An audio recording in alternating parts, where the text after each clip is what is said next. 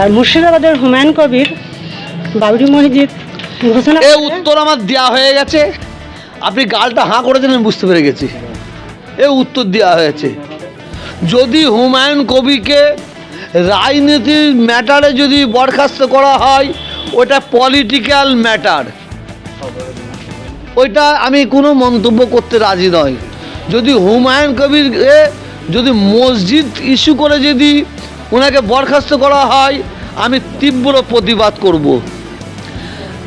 যদি হুমায়ুন কবিরকে বরখাস্ত করা হয় মসজিদ করার জন্য, তা বাবর শিবপ্রিয়কে কোলের মধ্যে বসে রেখেছে কেন?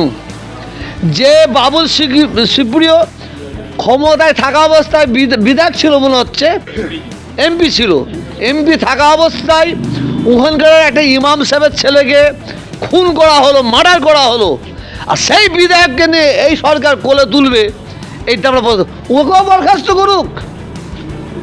আইন তো সবার জন্য সমান হবে।